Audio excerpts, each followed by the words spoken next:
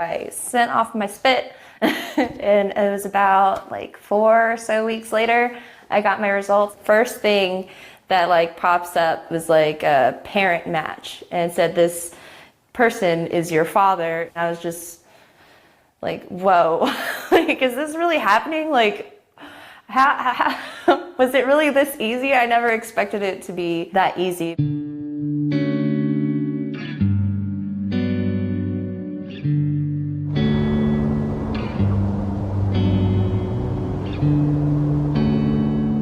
I found out I was donor conceived at the age of 14. It was not something that I wanted to know. It's difficult not knowing where you come from and who your biological parent is, because that's half of who you are.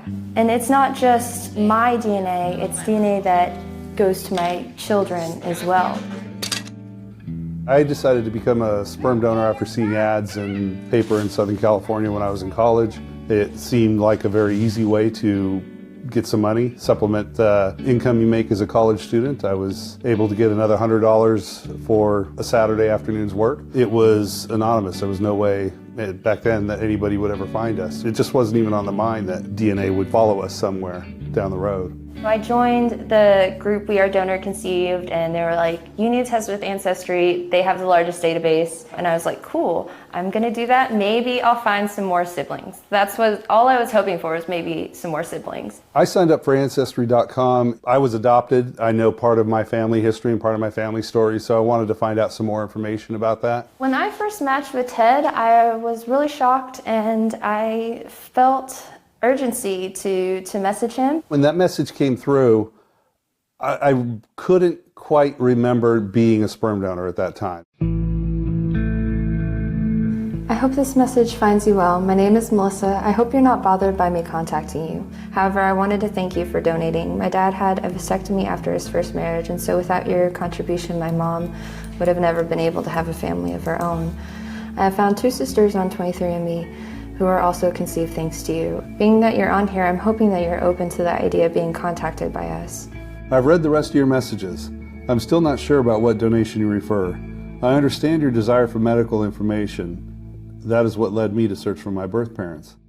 I remember sitting there reading her message and starting to put all these pieces back together, and the memories of that were starting to come back together. And I was sitting at my desk, and the only thing I could think of is, how am I going to explain this to my wife? You know, what's she going to think? For the next customer. Do you want the white one? Yeah, get the Reunite. Thank you. Yeah. Some of this in here. I know my own adoption plays a part in this. Having been in that situation where I'm out looking for information, I understand what Melissa's going through. And I really never wanted her to feel like there was a closed door for her in that information. Ted and I text, maybe not every day, but every other day. Almost daily we share things about what's going on in the world and our comments and our beliefs.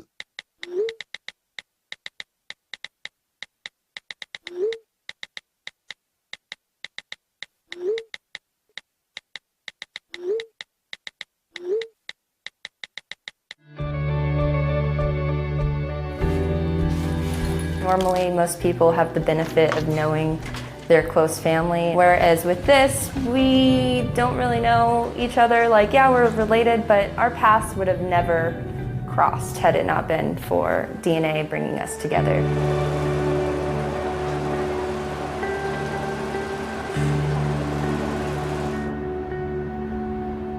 Hi!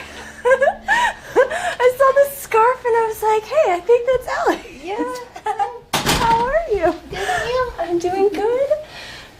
Hi, I'm Hannah.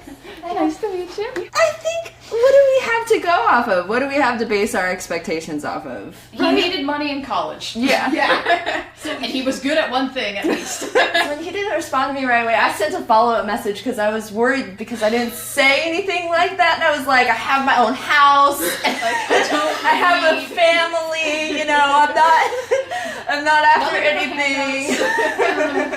Honestly, talking to Ted, like, just in emails, it's just like, you kind of are like my dad in a weird way. Do you hug when you first meet or not? Like, I was wondering that too. I'm gonna be like, you open your arms, you shake, because you know he's gonna wait for us. Yeah. So if we I don't know. I'm gonna like read people's faces. Yeah. Uh-oh. don't say uh-oh.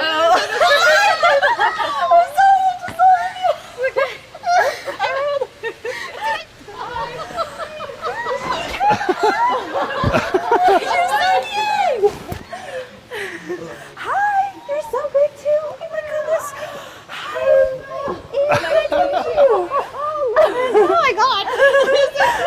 You're so like Hi. Welcome. Thanks for coming out. Thank you. How do you feel about everything? Is it weird? I bet. We think it's a little weird too, so you're not alone. I'm kind of tripping out that I have a little brother that's like Taller than you? yeah. Oh yeah, and David. Yeah, when you see Davis, he's 6'2". That's your hands and my hands are about kind of just average proportional looking. Yeah, this weird. He's got those long fingers that look like they can. And then the really short thumb. I don't think I'm doing it right. I don't know what the hell are you That's That's it? That doesn't look comfortable. Yeah, if there were anyone else that were to come up that had expectations beyond, kind of talking, being friendly, I don't know how I'd react to that right now. I'm not that worried about that kind of a situation happening. I think maybe that's either the naivete for me or, wishful thinking on my part. I got an extra soda. Nice. Wow. But I'm not even finished with this. Double fisting. Finding out that I was donor conceived really made me respect and love my dad even more, because I never would have guessed that I was donor conceived. He never made me feel like I wasn't in any way his child. You just wonder, what am I doing on the beach? I've seen stories where there are people with 20, 30, 100 offspring. God, I hope that's not the case. Yeah, if there's others, there's others. It's just you take it one at a time and, Please don't be the animals. I don't know, I guess I thought it was an animal or something. Wow. 93. My eyes look kind of greenish. I think you sent that picture. It's interesting because there's definitely that genetic connection, and there's a lot of similarities, and it comes from being together. I don't know what to make of it beyond that, really. I guess it's quite interesting, and it's still very fluid and dynamic. I would say he's probably kind of like family. I just don't know how to label it or where to put it, I mean, I have my dad and my dad's family. I have my mom's family, and then I have Ted and Ted's family. So I have a very complicated, intricate family tree.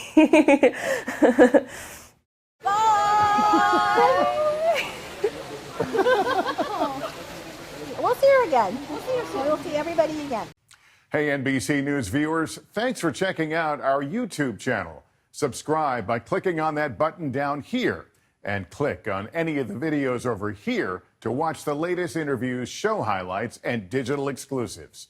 Thanks for watching.